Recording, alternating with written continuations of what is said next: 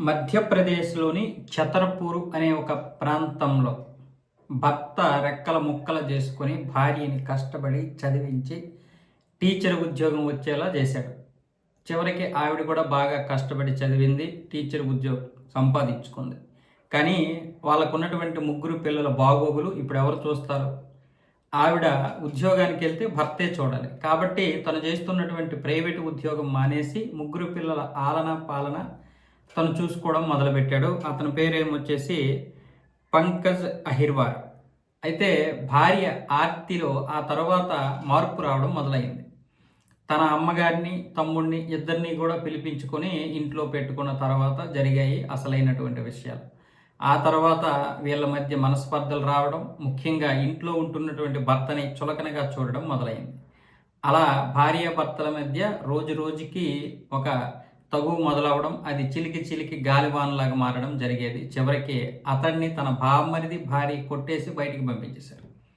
ఇప్పుడు అతను ఏమొచ్చేసి ఆసుపత్రిలో అడ్మిట్ అయ్యాడు. చికిత్స తీసుకొని ఇప్పుడు స్థానిక పోలీస్ స్టేషన్కి వెళ్ళి తన వివరాలు అయితే చెప్పాడు. ఇది నా మీద ఈ విధంగా జరిగింది అని చెప్పి. ఇంకా అమ్మాయి విషయంలో ఏం జరిగిందన్న విషయం ఇంకా ఆర్తి అనేటటువంటి అతని భార్య అయితే ఇంకా బయటికి రాలేదు. ఆవిడ గురించి ఇంకా పూర్తిగా ఏం తెలియదు. ఇంకా ఆవిడ కూడా విషయాలు ఏం చెప్పలేదు. ప్రస్తుతానికైతే పోలీసులు ఈ యొక్క కేసును నమోదు చేసుకొని అటువైపు వాళ్ళని విచారిస్తున్నారు.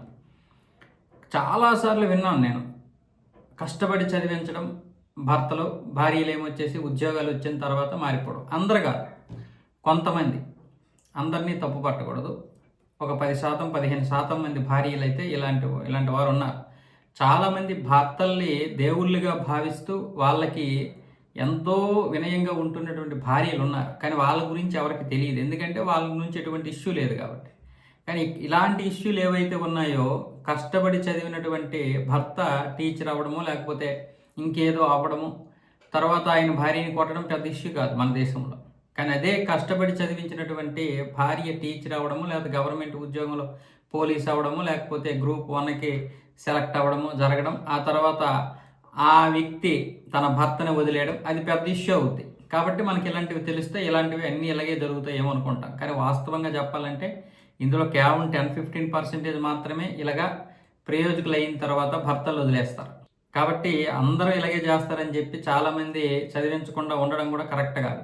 అంటే ఆవిడ చదువుకుంటానన్నప్పుడు కూడా మరి ఇంత టాలెంట్ ఉండి కూడా రేపు పొద్దున్న ప్రభుత్వ ఉద్యోగం వస్తే మనల్ని వదిలేసి వెళ్ళిపోద్దేమో అని కొంతమంది అనుకుని చదివించరు ఇలాంటి విషయాలు విని.